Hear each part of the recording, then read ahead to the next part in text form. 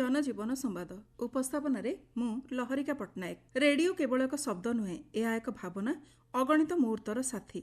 शैशवठार वृद्धावस्था पर्यंत प्रत्येक बयस रेडियोर कार्यक्रम एक स्वतंत्र प्रभाव पकाई थाए। भारत में रेडियो केवल जंत्रटीए नुहे, यह एक संजोग संपर्क जे जीवन प्रत्येक पर्याय को मधुरतार परिपूर्ण करें। रेडियो समस्तक समय मान बढ़ाए, सेमानक एकाकित्व दूर करे एवं मनोरंजन और सूचनार गंताघर होई सेमानक दुनिया को सजाई पारे। बहुजन हिताय बहुजन सुखायर वार्ता नहीं भारत में आरंभ होइतिबा ऑल इंडिया रेडियो बा आकाशवाणी आसंता काली 90 वर्ष रे पदार्पण करिवो। एही अवसर में आकाशवाणीर किछि स्वतंत्र कथा संपर्क रे जानिबा। 1923 मसीहा जून मासरे बॉम्बे रेडियो क्लबर प्रथम प्रसारण सहित भारत में रेडियो प्रसारण आरंभ होइतिला। देशर स्वाधीनता संग्राम में रेडियोर प्रमुख भूमिका रहितिला। यह ब्रिटिश साम्राज्यर दमनलीला को मुकाबिला करिबा एवं साधारण जनतांग पर्यंत स्वाधीनतार वार्ता पहुंचाइबा दिगरे कार्य करुतिला। 1942 मसीहा अगस्ट 14 तारिख में मुंबईर विल्सन कॉलेजर 22 वर्षीय छात्री उषा मेहटा एक गुप्त रेडियो स्टेशन आरंभ कर देशवासी को सूचना देबारे लागितिले। एही रेडियो माध्यम जातीय नेतामानक वार्ता प्रसारित होउतिबा बेले यह प्राय 88 दिन पर्यंत चलिथिला। नेताजी सुभाष चंद्र बोस नेतृत्व में 1942 मसीह आजाद हिंद रेडियो जर्मानीर बर्लिन रु प्रसारण आरंभ करथिला। परे द्वितीय विश्वयुद्ध जोगु आजाद हिंद रेडियो को सिंगापुर एवं रेंगुन स्थानांतरित करा जायतिला। आजाद हिंद रेडियो एक बहुभाषी चैनल थिला। एथिरे इंग्राजी, हिंदी, तमिल, बंगला, मराठी, पंजाबी, पश्तो एवं उर्दू भाषा भी प्रसारण करा जाउथिला। एहार मुख्य उद्देश्य थिला विदेश में रहुथिबा भारतीय एवं भारत में थिबा स्वाधीनता संग्रामी मानक मनोबल सुदृढ़ करिबा।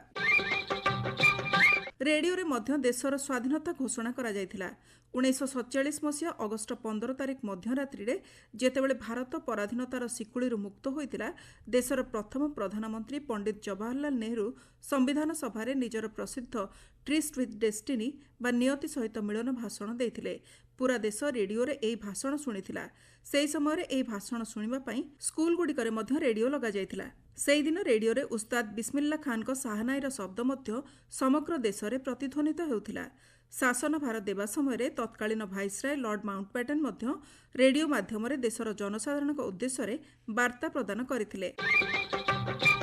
देश स्वाधीनता पर 1947 मसीहा नवेम्बर मासरे जातिर पिता महात्मा गांधी शरणार्थी शिविर में रहुथिबा लोकमानकु भेटिबा पई हरियाणार कुरुक्षेत्र यात्रा करिवार कार्यक्रम थिला।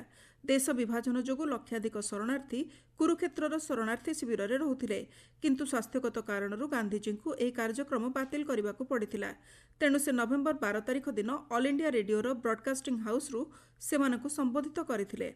एही दिनटी ऑल इंडिया रेडियो रे गांधीजींकर प्रथम एवं शेष पदार्पण थिला। एही ऐतिहासिक रेकर्डिंग एबे ऑल इंडिया रेडियोर यूट्यूब चैनल रे मध्य उपलब्ध। 1997 मसीह रे एहार 50 वर्ष पूर्ति पई एक समारोह आयोजन करा जायतिबा बेले 2000 मसीह रे भारत सरकार एही स्मृति रे नवेम्बर 12 तारिख लोकसेवा प्रसारण दिवस भावे पालन करबाकू घोषणा करथिले। जो मैंने भारत में ऑल इंडिया रेडियो शुणती से माने एक निर्दिष्ट स्वर सहित भल भाव परिचित। यह हूँ ऑल इंडिया रेडियो बा आकाशवाणीर सिग्नेचर ट्यून। यही कालजयी अनन्य एवं असाधारण सिग्नेचर ट्यून सृष्टि करथिले चेकोस्लोवाकिया जन्मित संगीतज्ञ वाल्टर कौफमैन। 1930 दशक में कौफमैन मुंबईर ऑल इंडिया रेडियो पाश्चात्य संगीत विभाग में संगीतज्ञ भाव में कार्य करुथिले। से समय से यही ट्यून प्रस्तुत करथिबा कुहाजाए। एथिरे तानपुरा, भायोलिन एवं भायोलार शब्द सामिल रहिछि। किछि संगीतज्ञ मतरे एही ट्यून रे ओंकार ध्वनिर शब्द समग्र ब्रह्मांड रे प्रतिध्वनित हेउछि। आज भारत में ऑल इंडिया रेडियो बा आकाशवाणीर चैनल व्यतीत अनेक बेसरकारी रेडियो स्टेशन मध्य सक्रिय अछंती।